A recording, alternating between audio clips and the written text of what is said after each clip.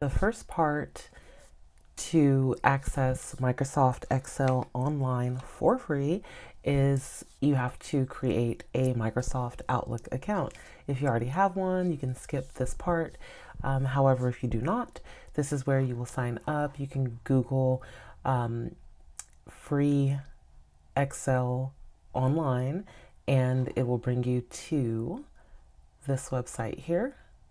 Now that you're in, you'll see these options here on the left. You're going to click on Excel.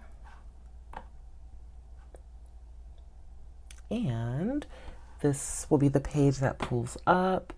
We're just going to use their regular blank workbook. I like to personalize my Excel, and so I'm going to go Command A if you're on a Mac, Control A if you're on a PC or a Windows machine.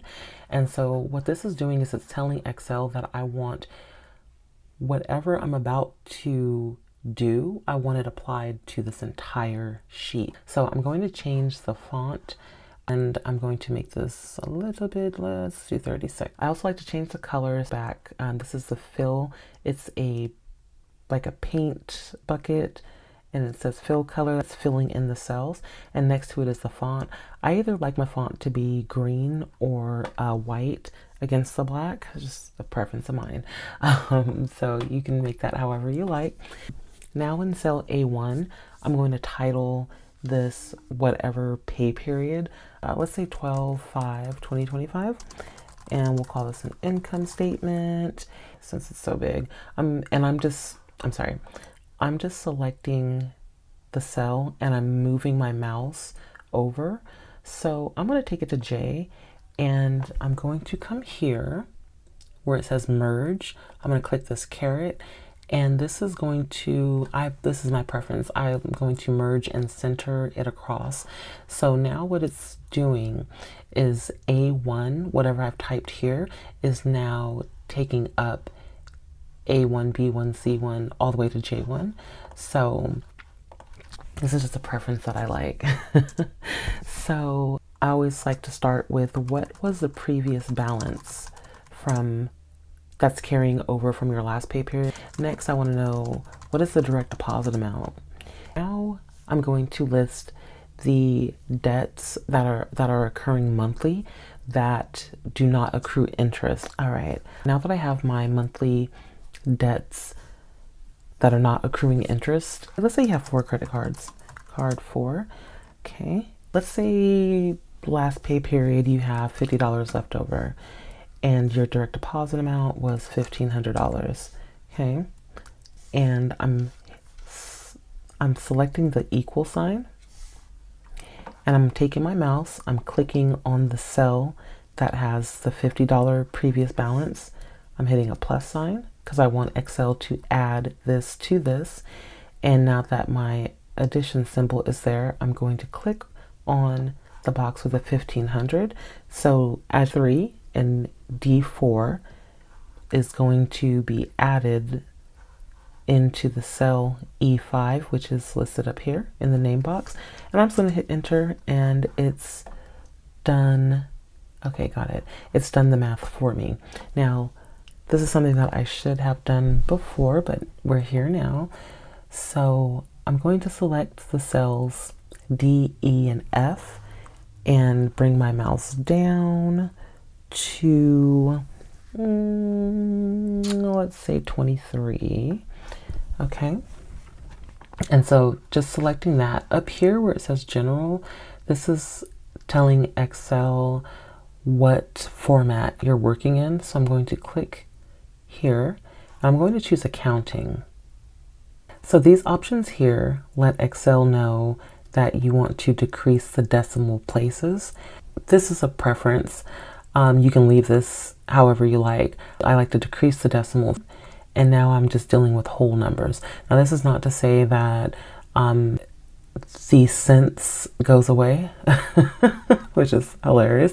Now we're going to fill in some amounts. So for those of you who read the blog, I recommend for 9-to-5ers is to half everything. Not saying that you have to send it out. This is where the 2 checking accounts come in, where you would transfer all of your bills to your bill pay account. Let's say 600, and this is half.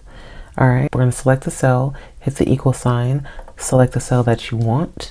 So I want to take the information in cell E7, total that we have to work with, and I want to subtract that from the rent amount.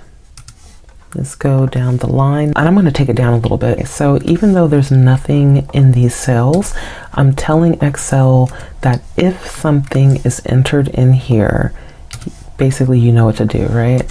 Okay, let's say you have another credit card and you want to send them $100 because you're like, okay, I have $545 until next pay period to get food, gas, what have you, and you're like, okay, I can send a little bit more to something else. You have another card, Albertsons, which is your food, and let's say your bill was $125, and as you see on this column, it is updating as you go because I already went in and placed the formula in there to do so. Let's see what else, Chevron. So if this is all of your spending for this pay period, you still have, this is the amount that you have going into next pay period. Transfer some money to savings, and it's updated as far as how much money you have going into your next pay period after half of your bills are sent to your second checking account, your bill pay account, and you've gone to the grocer, you've filled up your whatever gas would be. Actually, let's be realistic, right? You're like, oh, what world is that? Let's say what, $75. So after everything, that's like the basic stuff. This is what you have going into your next pay period. Since you have pre-filled this, like you've told Excel, hey, I want to take the previous balance, add it to my direct deposit, get the total, these are my bills, and you already have the equation filled in. Now you can go in and say, let's say you have $100 from your last pay period going into your next pay period. You just hit $100, hit enter, and it will update. Let's say if your paycheck was $1,600 this pay period, and everything is updating, let's say it's 30 now. You can just go in, change the amounts, and it will update for you, which is amazing. So now what you can do is select Control or Command All if you're on a Mac. To select everything, hit Control or Command C to copy that bad boy. We're going to go to Sheet 2, Control or Command, and then V. And we're going to have to do Control A to select everything. I just like stuff to be as seamless and uniform as possible. And I'm going in between the lines. I don't know if you can see that. And double clicking so that the cells are even. And also what I like to do here is title G,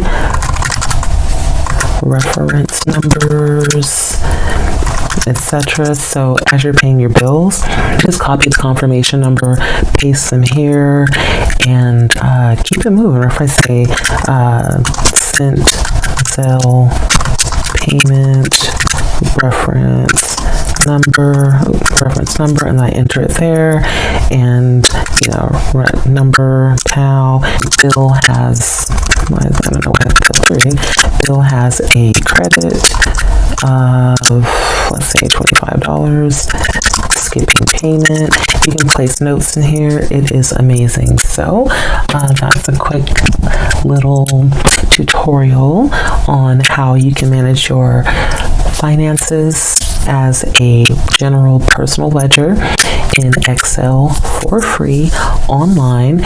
And let me know if you have any questions, and I will see y'all in the next video.